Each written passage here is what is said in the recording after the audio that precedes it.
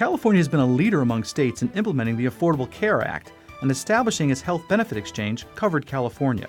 As a result, enrollment in private insurance plans through Covered California increased by over 1.2 million people, exceeding its first-year goal.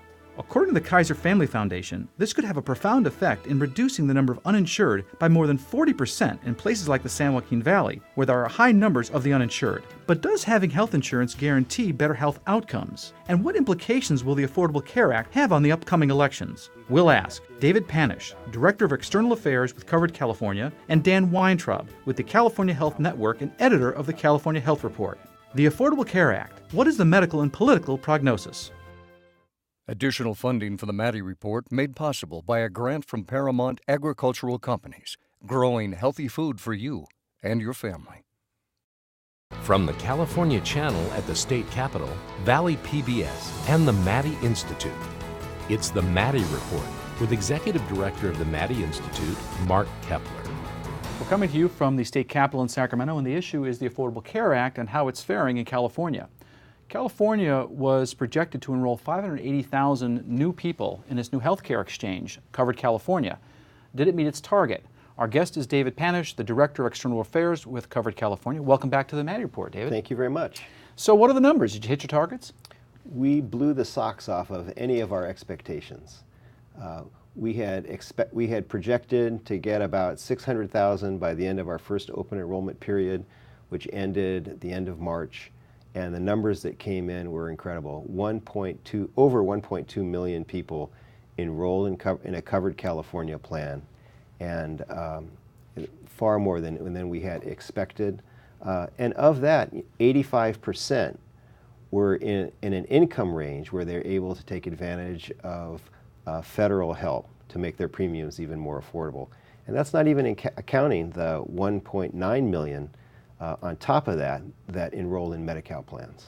Those are folks that are poor still, and they're getting covered. Their insurance is being covered. If their income is even lower than for Covered California, they're eligible for Medi-Cal for free health care. Okay, so we talk about the total numbers that signed up, and those are impressive numbers, but really the bigger issue is who signed up, in particular the young invincibles, they call them, those people that are young or healthy, because you need those to balance out those people that are older and sick.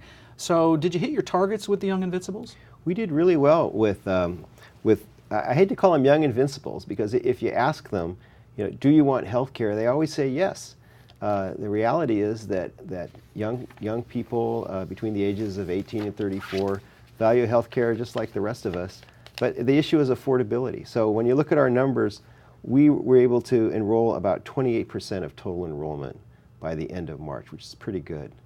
And I have to say that it's not just the 18 to 34-year-olds.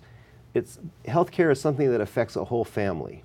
And I can't tell you how many times it was either the mom or the grandmother that said, I want my young invincible covered. And they were our best sales force in reaching those folks. I'm guessing a lot of those younger people came in on that new section that allows parents to keep them under their plan for up to until they're 26. Well, if they're under 26, they can stay on their parents' plan, but they don't have to. And in many cases, they may be on their own. They may be in their own tax household. They're independent, and so they can. If they were previously uninsured, this was a great option for them. Okay, what about the issue with Latinos? I know there was a big push to get more of them signed up. How successful was Covered California in signing up Latinos? We made huge progress in March. In fact, there was a tremendous surge. 36% of our enrollment was Latino. But it's important to note how challenging it is to enroll people who haven't been insured, and this is a new program that's starting up. In many ways, for people who have low incomes, who haven't had insurance before, it's like trying to buy a new car. And there are a lot of questions. This is not a one touch and you're done, sign up for some free coverage. This is something that's important to people, and they want to weigh the choices.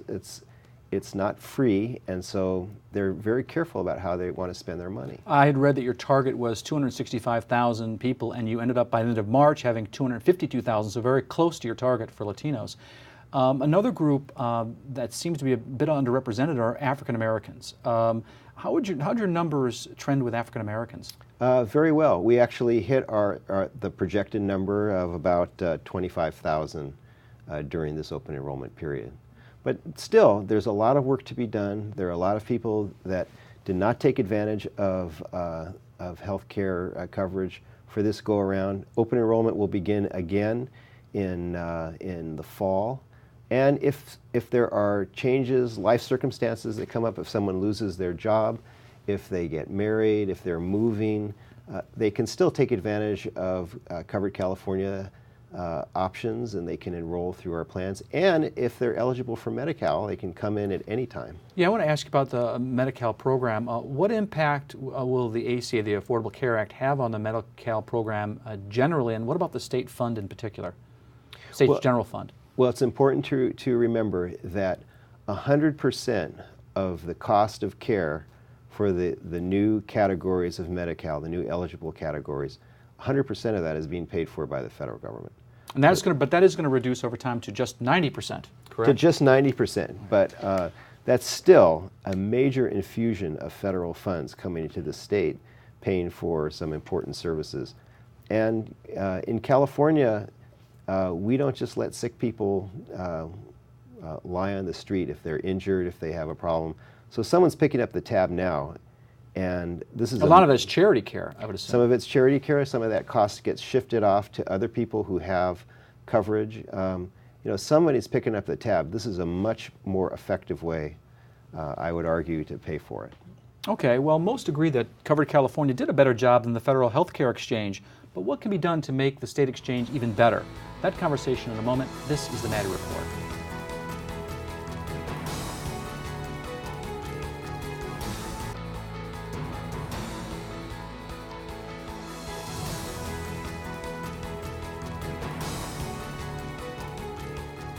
Welcome back. We're talking with David Panush from Covered California, the California Health Care Exchange that was set up under the Affordable Care Act. So, David, why do you think, with all the resources at the disposal of the federal government, they didn't do, frankly, half the job that Covered California did? Why did you guys do so much better than the federal exchange? Well, one of the things that we had that they didn't have was the benefit of the tremendous bipartisan political support and a history of support for health care in California that was really noteworthy. The legislation that created the California Health Benefit Exchange, now called California, was signed into law by Arnold Schwarzenegger and a Democratic legislature. We were the first state following the passage of the Affordable Care Act to enact our own exchange. And one of the things that people wanted was something that was homegrown, so that we could, it would be more accountable, more agile, and we had more time. We were working on this from day one. We had more time than the federal exchange.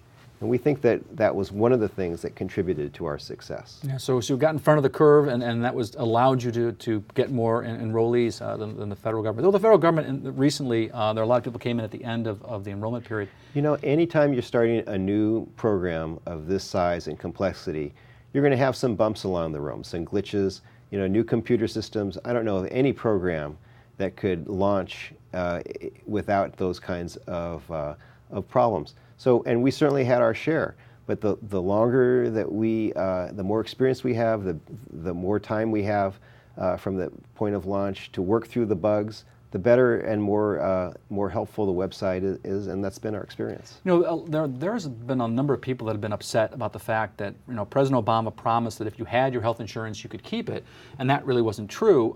Some folks couldn't keep their health insurance plans. Why was that? Why were some people told that they could no longer have their health insurance plans? One of the things that's happening is that there's a transition into this new world. Prior to January 2014, if you had a pre-existing condition, your health insurance company could do medical underwriting. They'd give you a medical test, and if you had a pre-existing condition, had some issues, someone my age would certainly have a number of them, it would be easy for them to deny you coverage.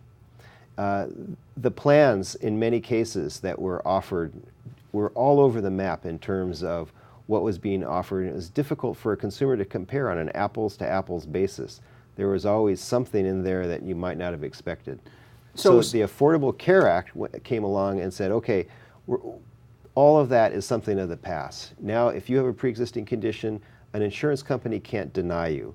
The rules of the game changed. If there are essential health benefits that are standard amongst all of the plans that are being offered now in the individual and small group markets. So to be clear, the reason why some of these plans people were told they couldn't sign up for these plans anymore is because they didn't meet these 10 essential benefits, like covering pre-existing conditions. They were buying a plan that excluded people with pre-existing conditions, and so therefore the premium was lower. And so the premium, I guess, is going to go higher when you do include people with pre-existing conditions.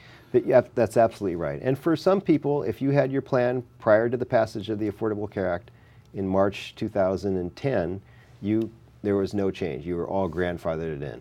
Okay. For people who bought their plans after that, this transition is something that was happening. You know, I think it was PPIC that said that there's increased competition now in the California health insurance market, where you're seeing more companies with a greater than 5% share of the health insurance market, and the largest company, Kaiser, actually reducing their market share. So you're seeing more competition. So is that a good thing in terms of maybe lowering costs or lowering the rate of increase of healthcare costs? Absolutely. Competition is always a good thing. And the fact is that the marketplace is getting bigger as more people are able to enroll and as the rules of the game have changed. So the individual market of the past was so dysfunctional that it was, I don't know how long it would have been sustainable in that old world. So now we're on a much healthier footing. Well, let me ask you this. You know, what do you think can be done to either improve the law or improve the job that Covered California is doing? Well, as we have completed this first round, we still have an awful lot to do. There are kind of three areas that we think about as being the central focus for us. First is we have to have affordable, quality health plans. And so as we have consumers who've now purchased our plans, we're doing everything we can to make sure that they're getting quality care. All of our plans are regulated by either the Department of Insurance or the Department of Managed Health Care. They have to meet commercial plan standards. And we want to make sure that people are getting good quality care. And it's affordable for them, and it stays affordable. Second thing is, you know, we still have a lot of people who have not yet purchased coverage who are uninsured, and we still have an outreach and education job to do. And when open enrollment begins next fall, we're going to be back out there. And for people who have life changes, we want them to enroll in either a Covered California plan or a Medi-Cal if they're eligible for that. And finally, smooth enrollment.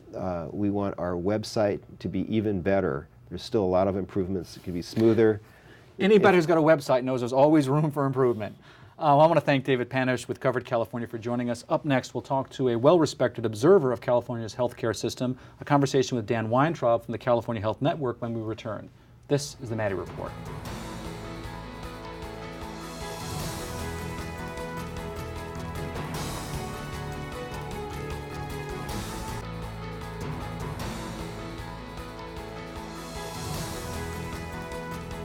Welcome back. Our next guest is Dan Weintraub, a veteran political reporter and columnist and public policy expert with the California Health Network and editor of the California Health Report. Welcome back to the Maddy Report. Thanks for having me. So Dan, Republicans and critics of the ACA have stated that there's going to be a net reduction in coverage as a result of the Affordable Care Act, with employers dropping the health insurance for their employees, individuals dropping because the premiums are going up. What are the real numbers? Nationally, it's too soon to tell, but I think it's pretty clear in California that that's not the case. There's definitely a net increase in coverage.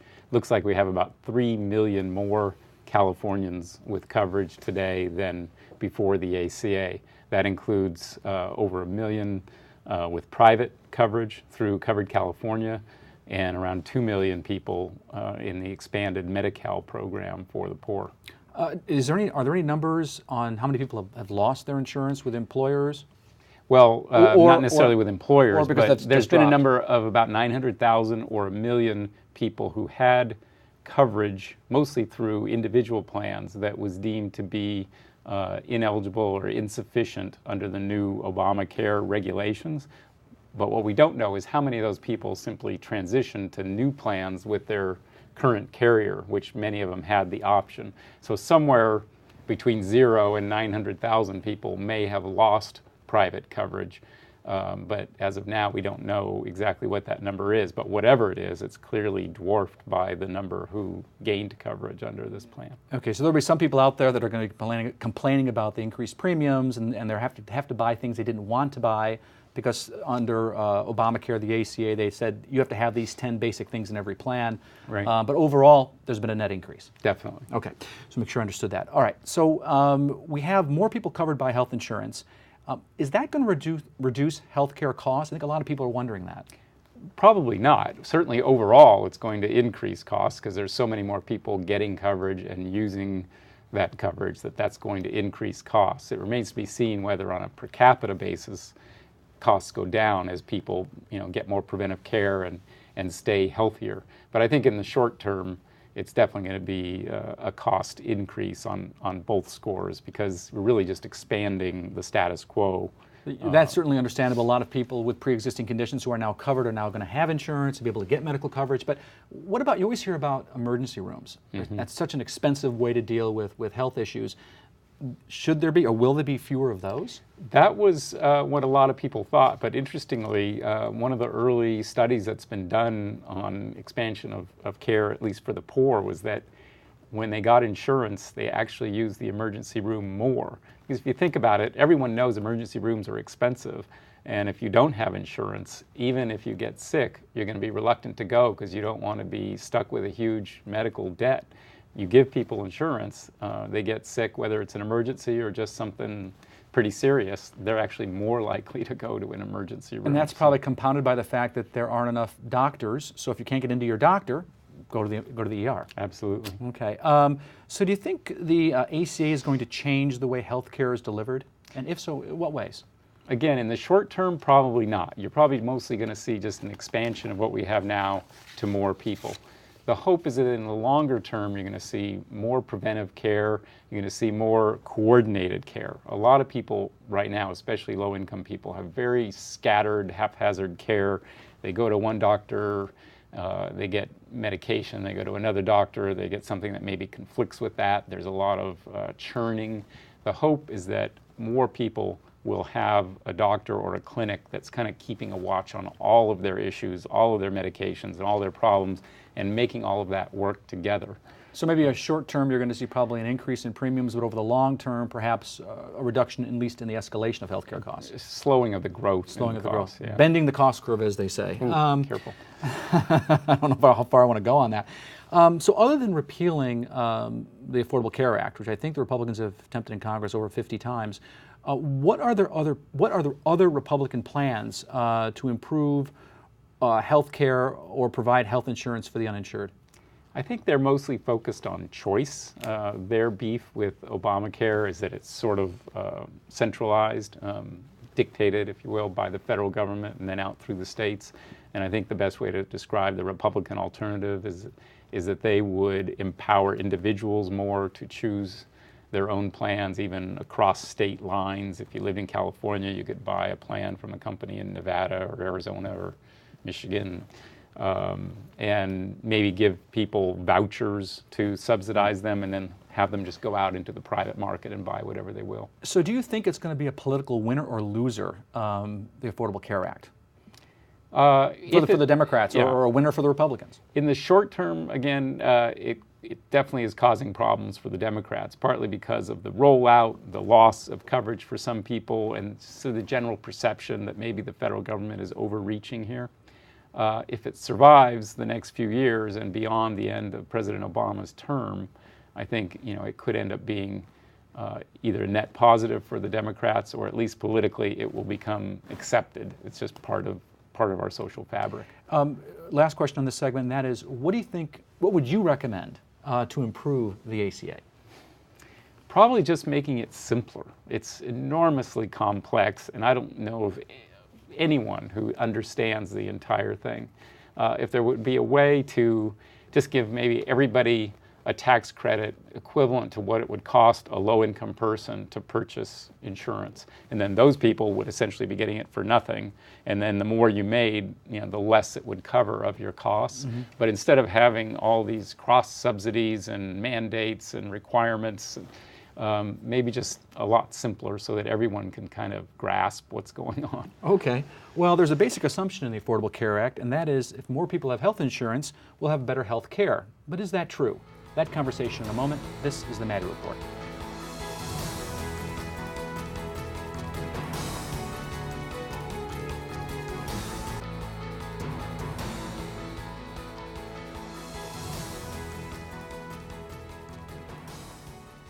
Welcome back. We're talking with Dan Weintraub, the editor of the California Health Report.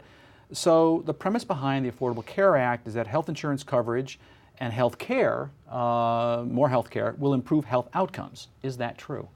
Not necessarily. You would think so. Most people associate health care with better health, but a lot of studies have been done that show that those things aren't necessarily linked.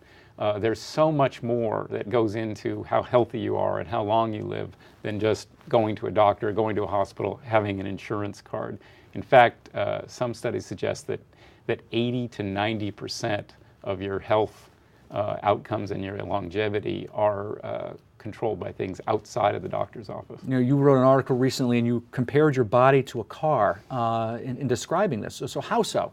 Well, if you think about it, a doctor is kind of like, with apologies to the medical profession, sort of like your car mechanic. They can patch you up and get you back in shape, but it's still up to you and your personal behavior and decisions and the life that you're living to stay healthy. So if you drive a car into the ground, if you use cheap gas, you let the oil run dry, you don't change the transmission fluid, that car is going to break down. You take it to a mechanic, they fix some parts, they send you back out there. If you do the same thing, the car is going to break down again, or it's maybe even going to die completely prematurely. Your body's the same way.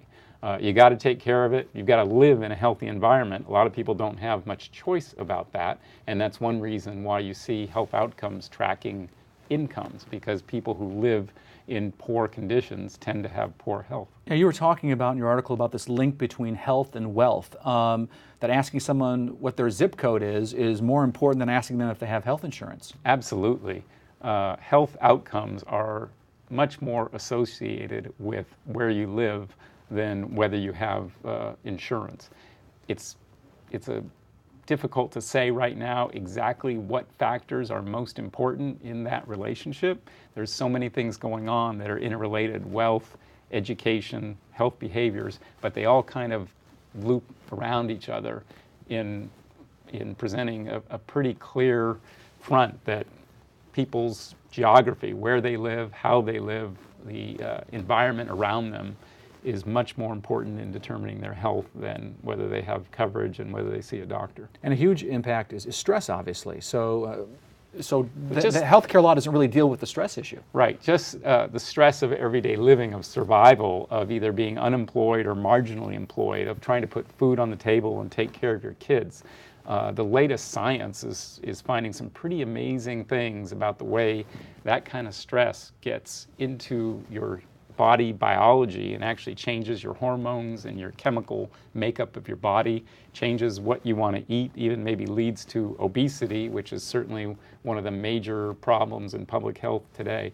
And so unless we start tackling those problems, which the sort of mainstream health industry doesn't really focus as much on, we're not going to make much progress. So stress, I was reading, has more of an impact on your health than things like high blood pressure or cholesterol issues and things of that nature. So that's well, in some cases it leads to those problems. So you can, again, give people drugs to try to control those problems, but if you don't get to the root cause of it, which very often is stress and the conditions in which people live, you're never going to solve the problem. Should be focusing on meditation to reduce stress, I think.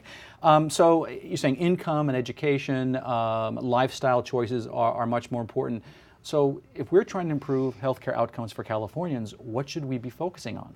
We should focus a lot more on health than health care. We should focus on wellness, prevention, and ultimately on changing the conditions under which people live. You know, middle-class folks, wealthy folks, don't have nearly as many health problems as low-income people. And a big reason is just the conditions in which they live. It's difficult for them to get outside, to exercise. Kids can't ride their bikes to school or walk to school. Healthy foods are not accessible. They might live near a freeway or a port with terrible pollution problems causing asthma.